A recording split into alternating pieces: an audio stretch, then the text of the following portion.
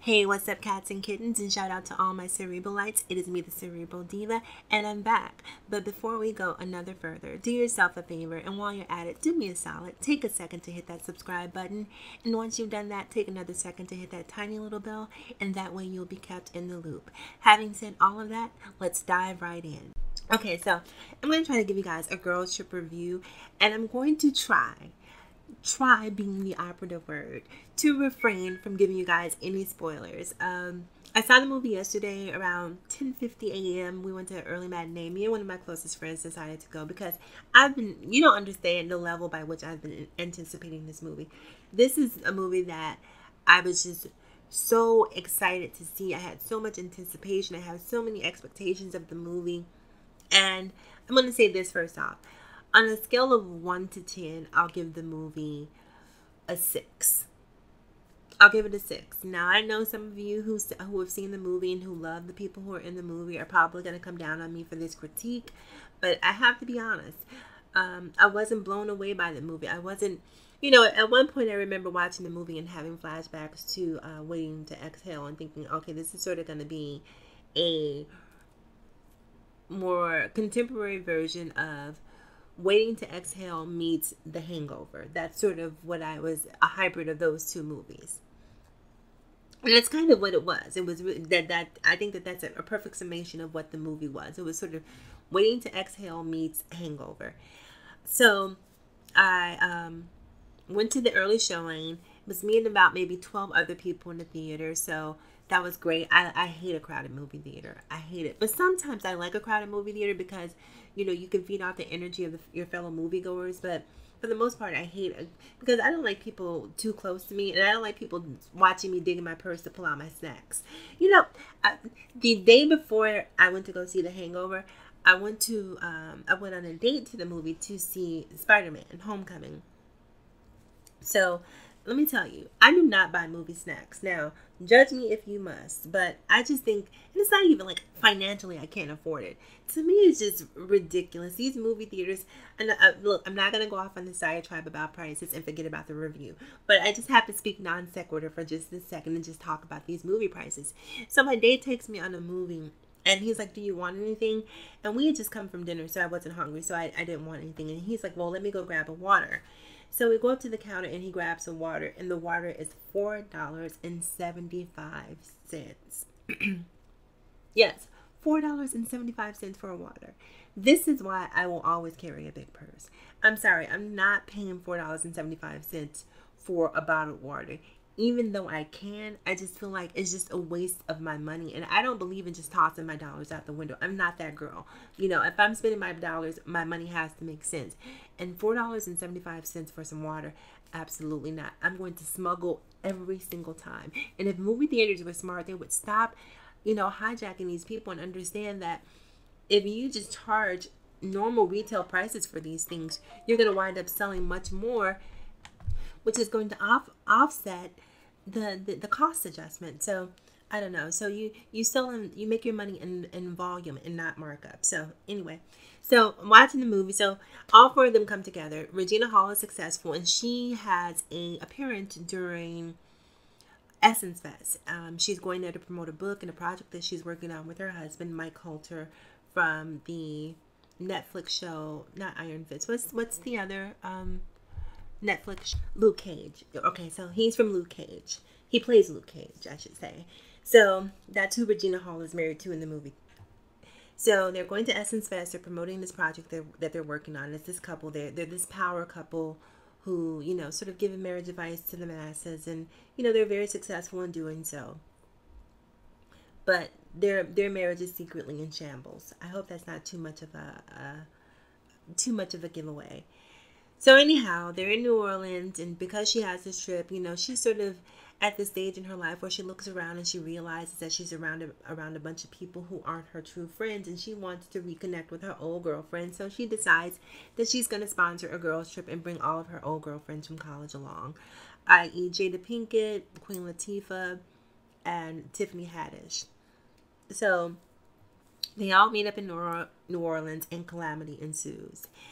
So that's pretty much all, I guess, all the majority of what I can tell you about the movie. A lot of it takes place in Essence Fest. There's a lot of celebrity appearances. There's Faith, there's Mace, there's Diddy, there's Maxwell, there's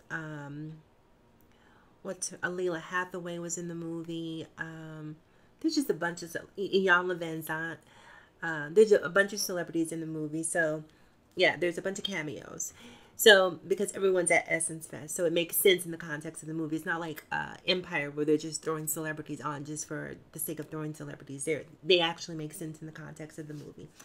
So they're there at Essence Fest, and you know, Jada Pinkett's character is sort of this repressed housewife, divorcee who is sexually frustrated, who is sort of allowed motherhood to put her in this very maternal space where she doesn't really see anything outside of being a mom. Queen Latifah is sort of this quasi-successful blogger who is in financial duress. And Tiffany Haddish is just sort of just the ratchet friend that we all love, that we all need. So they all converge on New Orleans.